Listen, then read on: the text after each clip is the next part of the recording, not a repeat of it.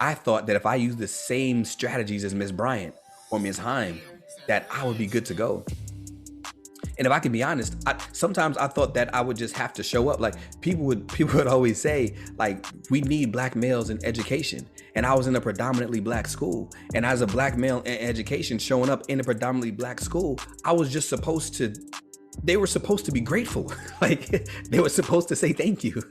But instead, they're throwing things at me. And I'm like, do you recognize that you need a black male? Like that's what people say, right? But they couldn't, that didn't matter, because I wasn't comfortable being who I was and walking in my purpose and doing the things that I had to do and recognizing that I am enough. I thought I had to be just like everybody else until I learned the importance of running my own race.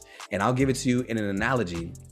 Again, if you see me on TikTok, you may have seen that I have a track team, and my track team, I always give them different events to run. So everybody, all students want to come out and run track, and they want to do whatever they want to do. They always want to do a particular event. So sometimes they come out and tell me they're a sprinter. Sometimes they'll come out and tell me their distance, and they'll predetermine in their mind what event they want to run. But I always encourage my students to try different things. I'm in middle school. I always encourage them to try different things, figure out what you're really good at, and then whatever you love, then stick with that as you continue to get older and focusing on one thing. But in middle school, just try a whole bunch of different things.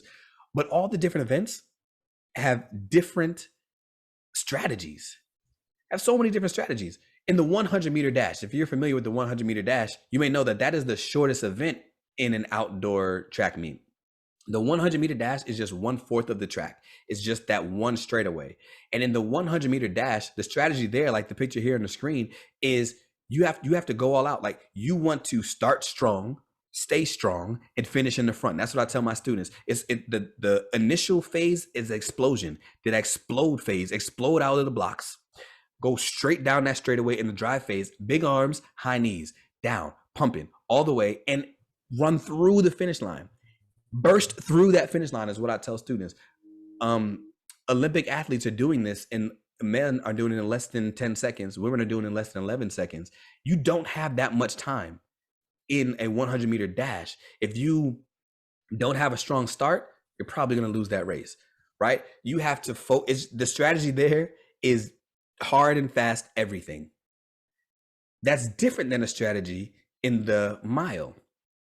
The mile is a different race. If you've ever seen some people run the mile, there's only 8 lanes on a track, but there's far more than 8 athletes on the track at once, and they'll all stagger at the starting line. And then when you go, they're all just like a big bunch of people running around, and then they kind of shuffle together and they get into a line, right? And what I tell my students then is, when you hear the gun, what you want to do when you're running a mile is start safe.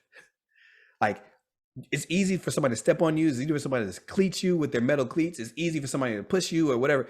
Your goal is not to explode out of the blocks. Your goal is to start safe and find a smart pace.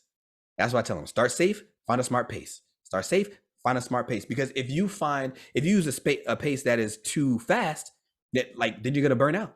You're not going to have enough gas to make it all the way down the last straightaway come after 1,600 meters. But if you start off too slow, then you're going to be worried about catching up the whole time. You're going to exhaust too much energy in that last lap trying to do that. So if you run the mile with the same intensity that you run the 100-meter, that's not sustainable. There's 2 different strategies that you have to use when you're running those 2 different events. And what I'm trying to say is, we have to recognize which strategy we need to use to run our particular race.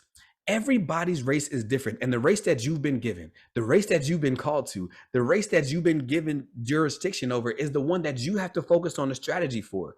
I don't need you to worry about who's in the lane next to you. I don't need to worry about who's in the heat behind me. I don't need you to worry about who's in the event that comes after this one. You have to focus on your strategy for your particular race. And if we're taking this outside of the race and back into the classroom, it's not about me trying to be like Ms. Heim. It's not about me trying to be just like Ms. B. It's not about me trying to be like Ms. Bryant. Everybody has a different race that they have to run. And I thought that I had to run somebody else's race. I'm running a mile with the sprinter's mentality, right? I'm trying to do what somebody else is doing, but that is not sustainable. And for you, I want to say it's the same exact thing. Your competition is not the teacher next to you. Your competition is not the teacher of the year from last year. Your competition is not somebody that is down the hall. The only competition that you have is you. Because success is not what you do compared to anybody else. It's what you do compared to what you are capable of doing. And as long as you recognize that your only competition is you, then you can recognize that you can show up as your 1% self. You can show up 1% differently than everybody else. You can show up bold, true, and you, because you are enough. So I need you to understand that as long as you continue comparing yourself to only you, you can't lose. To pursue excellence means that excellence is not the exception, it's our expectation. And the only way to meet that expectation is to run your race. I hope everybody has an amazing school year. Thank you for spending time with us tonight.